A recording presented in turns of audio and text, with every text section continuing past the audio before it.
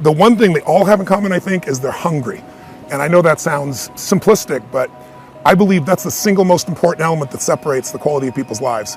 It's not just the ability to have hunger, but to sustain it. Hunger means that you want more. You want more of yourself. You want to make a bigger difference. You want to be a better parent. You want to do something more than there is today, and that you don't get satisfied. Most people start out with hunger at an early stage of life and they lose it. But the people that come to me are hungry either because something's happened, they've had a birthday with a 0 on it, they've gone through a divorce, they're starting a business and they know I've got to have a different level, or they're the best in the world and they're always looking for that edge that makes the difference. I think everybody is born with hunger. Like, there's a desire to grow, to expand, to learn, and then disappointment sets in early in life for most people. And then we look to blame something outside of ourselves. And there are many events in our lives that can affect us all. We've all had pain and challenges.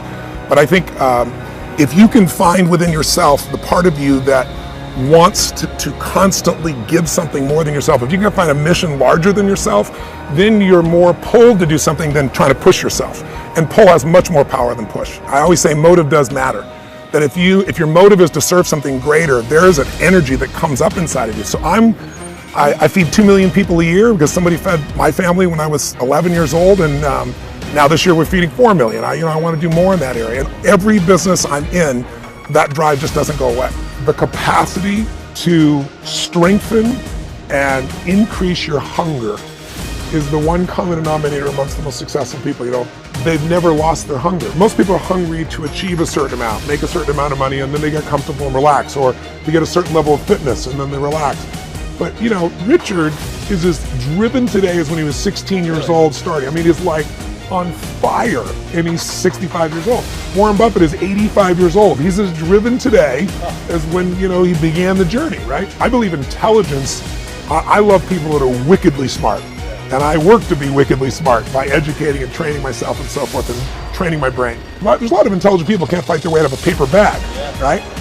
Hunger is the ultimate driver, because if you're hungry, you can get the strategy, you can get the answer. If you can't model it, you can find it. So hunger, modeling would be maybe the next best skill. Knowing that success leaves clues. The best way is get around where it's better and things will hit you. Who you spend time with is who you become. How bad do you want your goal right now? Do you want it as bad as breathing? Do you want it as bad as anything you ever wanted in your life? And if you calibrate it at the highest enough levels, what I found is the people that are the hungriest, they find a way. When you know why you want something, when it's desperation, the power of being desperate is something that most people avoid. They think desperation is a weakness. And I'm here to tell you, desperation is one of the most powerful emotions you could possibly possess, because when you're desperate, you find reserves and reservoirs of ideas, talents, and a strength that you don't know you have when you find yourself in a desperate situation. So ironically, the one thing most people avoid in their life, hunger, which is caused by being desperate. When you're starving, you become desperate. So the number one thing we need more than anything to win is hunger, which comes from a state of desperation.